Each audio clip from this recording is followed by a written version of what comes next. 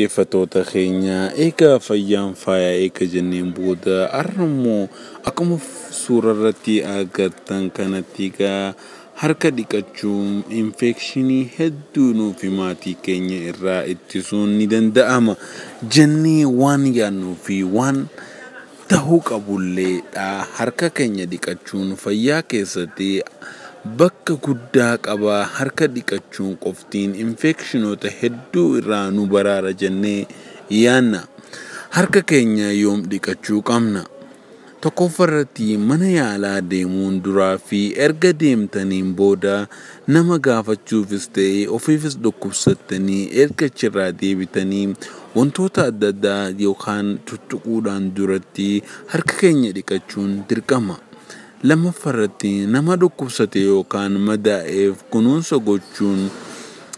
gochuuf yoo jettan akkasumas erga raawwattaniin booda harka dhiqachuun dirqama. Sadaffaarratti nyaata qopheessuun jalqabuun dura erga nyaataniin booda isa kana namni hedduun ni raawwata jedheetiin yaada. Afuraffaarratti gara mana fincaanii erga deemneen booda osoo waan tokko hin qabin yookaan hin hojjetin dhiqachuun dirqama harka keenya jechuudha.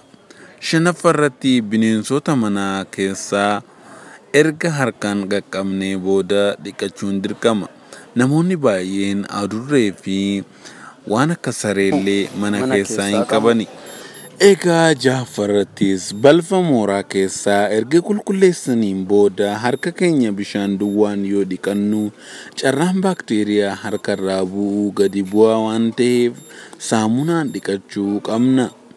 Yeroo baay'ee wantoota baay'ee harkaan tuttuqnee saamunaan yoo dhiqannee akka malee bareedaadha.